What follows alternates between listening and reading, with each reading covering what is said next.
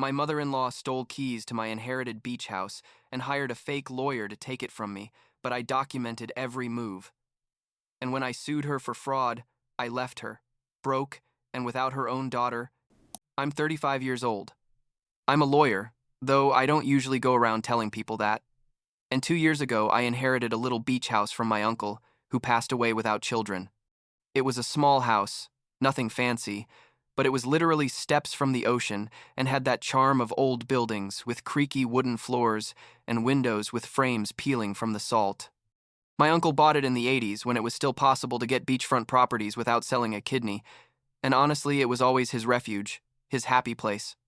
When he died and left it to me in his will, I cried like an idiot because I knew what it meant to him, and the fact that he trusted me to take care of it felt like a huge honor. My wife, Christine, and I had been married for like 4 years at that point, and she was just as excited as I was about the inheritance. We started going on weekends when we could, like once a month or every 2 months, nothing excessive because it was more than 60 miles from where we live, and with work, we didn't really have that much free time either. The house needed some minor repairs. You know, things that happen when a property has some years on it and was lived in by an older man who didn't give it much maintenance the last few years. I took care of almost everything myself, painted the exterior walls, fixed a couple of deck boards, changed some pipes that were rusty, that kind of thing. Christine helped me when she could, and I literally saved every receipt, every invoice, every proof of payment for materials and services because, well, I'm a lawyer and I was taught to document everything. Though, at the time, I was doing it more out of habit than necessity. The thing is that Christine's mom, Maureen, started acting weird from the moment we found out about the inheritance. At first it was casual comments like, "Oh, how nice, a beach house.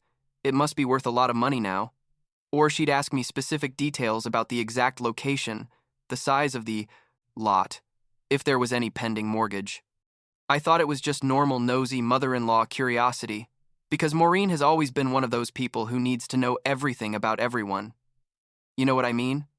But then she started showing up unannounced at the beach house. The first time Christine and I were there spending the weekend, and suddenly she knocked on the door at like 10 in the morning on a Saturday. She said she was in the area visiting a friend, Lee, because the house is more than 60 miles from where she lives and she doesn't have friends in that area, and wanted to stop by to see the property. We gave her a quick tour and she left. But I noticed she was taking pictures with her phone and making weird comments about the property's potential, as if she was evaluating it to sell it or something like that. After that visit, Maureen started calling Christine, constantly asking, when we were going to the house, if we needed help with anything, if we wanted her to hire someone to do repairs. Christine explained that I was handling everything and that we didn't need help. But Maureen insisted. One day, like 6 months after inheriting the house, I went to the beach alone because Christine had to work that weekend, and I wanted to finish painting the guest room. When I arrived, the door was unlocked. I got horribly panicked because I thought someone had broken in to rob, but when I checked, everything was in place. The weird thing is that I found on the kitchen table some papers from the property registry office, copies of documents about the house with handwritten notes in the margins. The notes said things like, verify if there are co-owners, review original will, consult about family rights. The handwriting was Maureen's. I recognized it instantly because that woman has horrible handwriting with those giant irregular letters. I called Christine immediately, and she at first didn't believe me, like she was sure her mom wouldn't be capable of entering our property without permission. But when I sent her photos of the documents with the notes, she went quiet for a long while and then said, "Shit, Andrew, I think my mom is planning something." We didn't know exactly what, but we decided to be more cautious. I changed the locks immediately and hired Raymond, a retired neighbor who lives 2 houses down year-round, to watch the property when we weren't there. I paid him like $100 a month just to be alert and let me know if he saw anything weird. Raymond turned out to be a super reliable guy, one of those older men who take any responsibility you give them very seriously. Things calmed down for like 3 months. We didn't hear anything from Maureen regarding the house, and I honestly thought that maybe she had realized we had caught her and decided to leave it alone. How naive I was, honestly. On a Tuesday afternoon, Raymond called me all upset saying Maureen was at the house. It was like 2 in the afternoon. I was in my office in the middle of a meeting, and I had to run out with the excuse of a family emergency. I drove those 60-something miles like crazy, got there in record time, and sure enough, there was Maureen's car parked outside. When I entered the house, I found her in the living room measuring the windows with a tape measure. She saw me and acted like it was the most normal thing in the world. Said something like, "Oh, Andrew, good thing you're here. I was thinking these windows need new curtains." I asked her how the hell she had gotten in, and she pulled a key out of her purse, all proud, and said she had made a copy the time she came to visit, that she thought it would be useful to have access in case of emergencies. I didn't explode right there because I'm a lawyer and I'm trained to stay calm in conflict situations. But inside I was boiling. I asked for the key back and she refused, literally said no. I think it's better that I have a copy just in case. I had to threaten to call the police for her to finally give it to me. And even then, she did it with a victim face, like I was the bad guy in the movie. I threw her out of the house and made it very clear that she wasn't welcome, that if she came in again without permission, it would be trespassing, and I wouldn't hesitate to take legal action. Maureen left crying and saying I was ungrateful, that she just wanted to help. The whole drama. That same night, I installed security cameras throughout the property. 4 cameras with continuous recording and notifications on my phone every time they detected movement. Christine was mortified with her mom. She talked to her on the phone and told her that her behavior was unacceptable, but Maureen just cried and played the victim, saying her own daughter was rejecting her because of her controlling husband. I'm not controlling at all. I mean, I was just protecting my property from a lady who clearly didn't respect basic boundaries. The cameras turned out to be the best investment I could make because 2 weeks later, on a Saturday at 11 in the morning, the cameras caught Maureen entering the house again. Apparently, she had made a second copy of the key before giving me back the first one. That woman is on another level, seriously. In the video, you can see her entering with total confidence, walking through the whole house, opening closets, checking drawers. She even sat on the couch for like half an hour just looking around and taking more photos.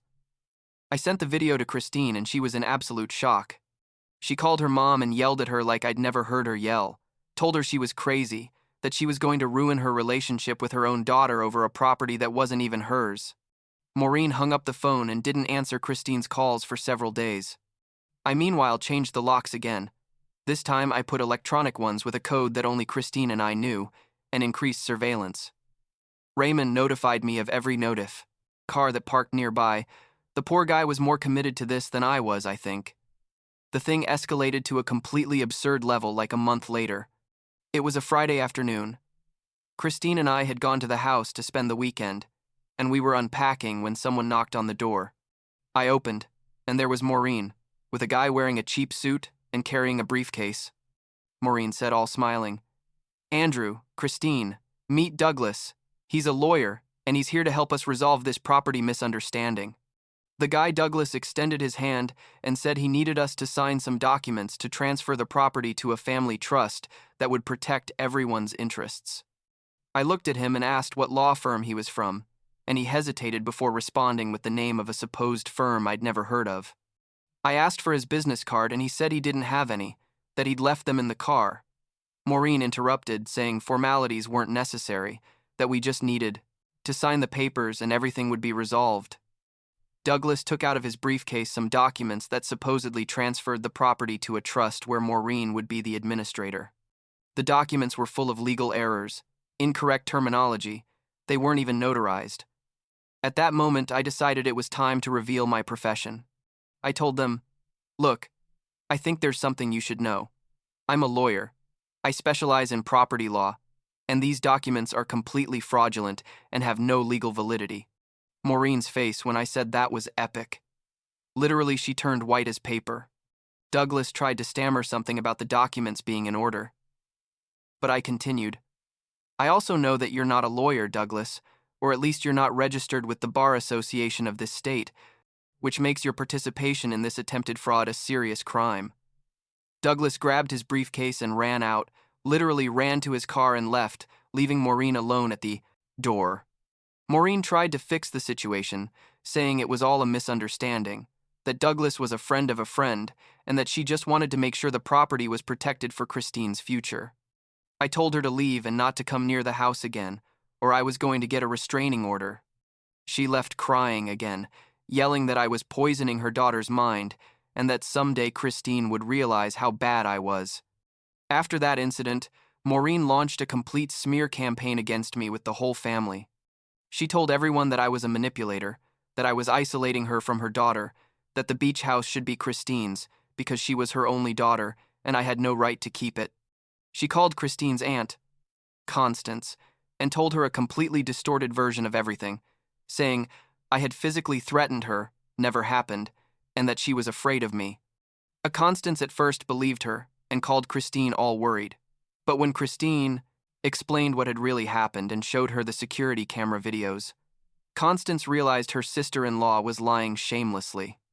In fact, Constance was the one who told us that Maureen had been doing this her whole life, inventing dramas and manipulating situations to get what she wanted. The ironic thing is that all this drama with the house ended up costing Maureen her job. It turns out she worked in an administrative office at a hospital and used the computers and resources from her work to investigate the property, search for information about my deceased uncle. She even tried to contact lawyers using the hospital's email. Someone in the IT department reported it. They did an internal investigation, and they fired her for misuse of company resources. When Christine found out, she didn't know whether to laugh or cry, because on one hand it was poetic justice, but on the other hand, it was her mom losing her job over her own sick obsession. But Maureen didn't give up. Of course not. Like 6 months after all that mess, Christine and I received a court summons. Maureen was suing us, claiming she had contributed financially to the house repairs, and therefore had a right to a percentage of the property. Her lawsuit said she had paid for construction materials, maintenance services, and that she had even hired a gardener to fix the yard. It was all lies, absolutely everything, but we still had to go to court and defend ourselves. The funny thing is, I'm a lawyer, so I represented myself. Didn't have to pay a penny in legal fees. While Maureen had to hire a lawyer who probably charged her a fortune for a case that had no chance of winning. The hearing was last March. Maureen arrived with her lawyer, a young guy who looked super uncomfortable because he probably realized from the beginning that his client had no case. The judge was an older woman, like 60 years old, with a no-nonsense face, and I loved her from the first moment. Maureen's lawyer presented. His case alleged all his client's supposed contributions, and when it was her turn to testify, Maureen started crying on the stand, saying, I had manipulated her into paying for things and then betrayed her. The judge asked her to present evidence of the payments, and Maureen pulled out like 3 Home Depot receipts. But the receipts were in Christine's name, from purchases we had made together as a normal couple. Nothing to do with Maureen. When it was my turn to present my defense, I pulled out a folder that had literally everything documented. Every receipt for every nail, every gallon of paint, every hour of work I had done myself, everything was there. I had bank statements showing every transaction related to the house. All payments came from my account or from the joint account I have with Christine. 0 payments from Maureen. I also presented the security camera videos showing her unauthorized entries, the notes she had left on the property documents, and even text messages, where she admitted copying the key without permission. The judge reviewed everything in silence, taking her time, and then looked at Maureen with a scary face, like disappointment and anger mixed, and said, Ma'am, are you aware that filing a frivolous and baseless lawsuit is grounds for sanctions in this court? Maureen started stuttering something incoherent, and the judge interrupted her. Case dismissed. Ma'am, I recommend you don't waste this court's time again with baseless lawsuits. We left the courthouse, and Christine hugged her mom trying to fix things. But Maureen pushed her and yelled that she had chosen a side and that someday she'd regret it. It was horrible to see that. To see Christine trying to maintain some kind of relationship with her mom, while Maureen rejected her for not supporting her madness. The following weeks were weird. Christine was obviously sad because she had basically just lost her mom, but she was also relieved that all this was over. Or so we thought. It turns out that after losing the case, Maureen's reputation in the family was completely destroyed. Kimberly, Christine's cousin, called us to tell us that everyone in the family now knew the truth about Maureen. Apparently, this wasn't the first time she had done something like this. There were stories of when she tried to keep her own mother's house after she died, inventing that Grandma had promised the property to her instead of dividing it among siblings, as the will said. We also found out that Maureen had manipulated her ex-husband into signing documents that gave her total control of the couple's savings during their divorce, leaving him with nothing. Christine's grandmother, Mimi, who's like 80 years old and is the family matriarch, told us that Maureen had always been like that, obsessed with money and properties, and that she had hoped that with age she would calm down, but obviously it didn't happen. The last incident before Christine cut contact completely with her mom was like 4 months ago. Christine and I went to the beach house to celebrate our anniversary. We arrived on a Friday night, and everything seemed normal. Saturday morning, we woke up and there was noise outside, like someone was working. We went out and there was Maureen with a contractor, showing him the house and talking about renovation plans. Apparently, she had contacted this poor guy telling him she was the owner and wanted to do extensive remodeling. She showed him plans she had drawn herself, completely unhinged, where basically she wanted to demolish half the house and build a giant extension. But the contractor looked confused when he saw us, especially when I told him that Maureen wasn't the owner and had no rights over the property. Christine exploded. Seriously, I'd never seen her that angry. She yelled at her mom that she was sick, that she needed psychological help, that if she came near the house again, she was going to be arrested. Maureen tried to hug her, crying, but Christine literally pushed her away with her hands and said, "We're done. I don't want to see you again. I don't want you to call me. I don't want you to exist in my life. It's over, Mom." I called the police because technically Maureen was on private property without authorization, and when they arrived, they explained to her that if we saw her near the house or us again, we were going to request a formal restraining order. She left in her car crying hysterically while the officers wrote everything down in their report. Since that day, Christine blocked her mom from everywhere. Phone, social media, email, everything. Maureen tried to contact her through other family members, but Christine asked them not to pass along any messages. Constance told us that Maureen now lives alone in a small apartment because she had to sell her house to pay her legal debts, and that basically nobody in the family wants to have much to do with her after everything that happened. It's sad in a way, I guess, because in the end, she's a woman who ruined all her relationships over her obsession with a property that was never hers and was never going to be hers. Christine and I now go to the beach house almost every weekend.